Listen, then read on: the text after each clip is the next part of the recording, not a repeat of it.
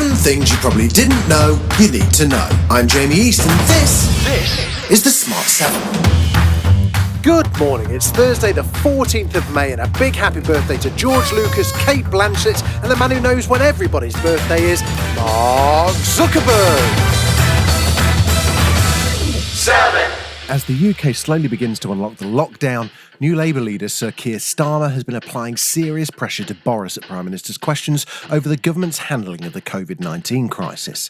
Yesterday he tackled him on care homes and also the comparative number of deaths and the fact that now the UK is ranked worst in Europe for deaths, the government have stopped using the comparative figures in their presentations. The problem with the Prime Minister's answer is it's pretty obvious that for 7 weeks when we weren't the highest number in Europe, they were used for comparison purposes. As soon as we hit that unenviable place, they've been dropped. Just on his earlier point about not learning from other countries, nothing could be further from the truth. We are watching intently what is happening in other countries, and it is very notable that in some other countries where relaxations have been introduced, there is the signs of the R going up again.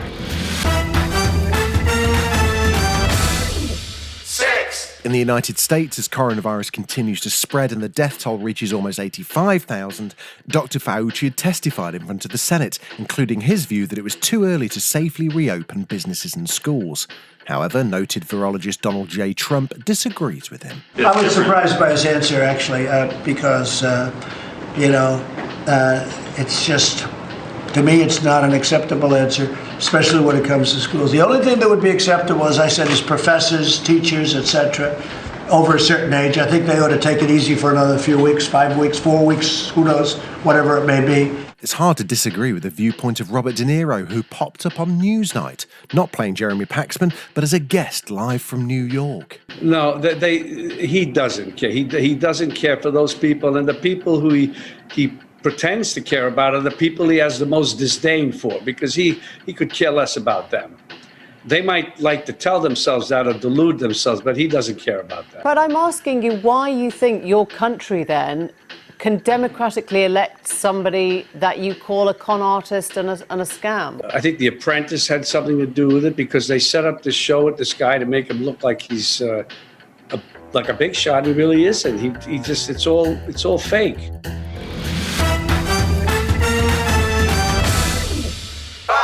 Lockdown/unlocking has led to great confusion between the rules for meeting strangers in parks to the confusing rules around viewing houses but not seeing your parents. Robert Jenrick, the housing minister, explains-ish. People have asked, why would they be able to look around a stranger's home but not visit their parents or loved ones at home?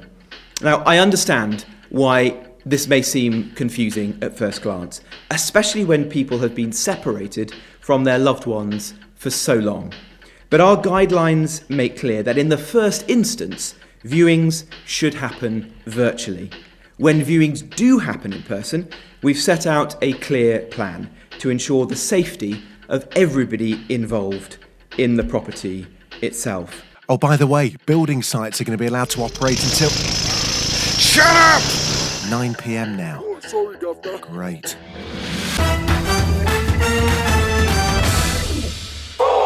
As countries shut down in March, some A-listers were stranded in difficult locations. Ireland has had Matt Damon tucked away in the leafy suburb of Dalkey, and the local radio station Spin 1038 have been on a mission to find him. They finally tracked him down yesterday morning, and it turns out the locals gave a bit of help. You know, when we came in, they were like, well, Bono lives over there and Enya lives over there. I'm like, I get it. Have you been hanging out with Bono at all? Well, no one's allowed to hang out, but I FaceTimed with him. In fact, you guys will love this. He said to me last week, you know, there's a local radio station that's looking for you. Bono! So that was like the final impetus for me. I finally just, wow. I was like, I really got to track those guys down. I got to call into that show. It's gone on too long. 3. Sport? No, not yet. Relax. Well, maybe you could move to Florida.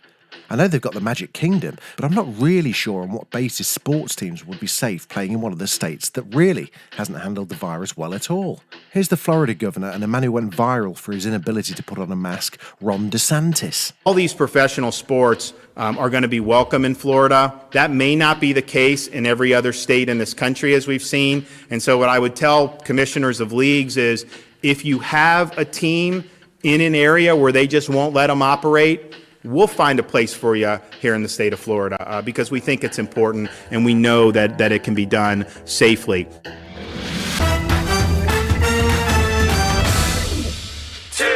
Everyone loves Mandy. Mandy Patinkin, that is, star of all those films and TV shows from The Princess Bride through to Homeland. So here he is, at home, learning about Twitter and GIFs. Or is it GIFs? And what does it mean? Here we are on Twitter. Here we are on Twitter. So I'll bet I hit the picture thing, right? What does GIF stand for? Gosh, it's no. It can't be that. Ma, do you know what GIF? What does GIF stand for? Do you know what GIF stands Catherine. for? Mom. Yes. Can you hear us? What does GIF stand for? What? What are you listening to? No, I'm not listening. What is GIF. What does GIF stand for? GIF. God, it's Friday. Okay. Of course, GIF does actually stand for Graphic Interchange Format, but you're smart, you already knew that. Finally, in New Zealand, schools have already begun to reopen as they've got the virus under control. And a school teacher, Shirley Serban, has created a brand new song to help kids know how to stay safe.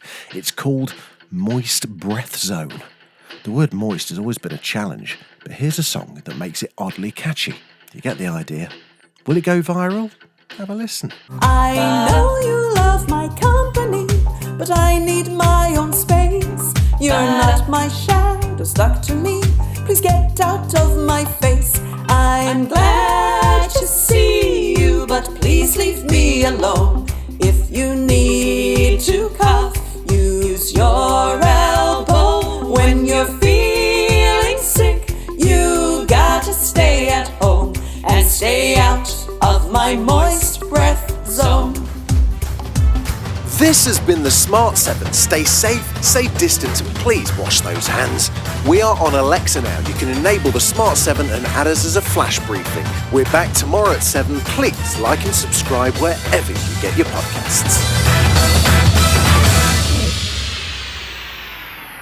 I'm Tilly Steele. And I'm Helen Monks. And this is Bitchin'. I'm dyslexic. Yeah, why do you read the Wikipedia page? It's good to practice. A podcast where every week we talk about a different person. So how old was he when he first popped on the scene? That's a great If you question. say he was my age, I'm gonna die. And we veer wildly off track. Pop that Prosec. Available on all your podcast apps. That's not right. Can you not say in the advert? Available on all your podcast platforms. Just search Bitchin' or Great Big Owl. We'll see you there. That was alright.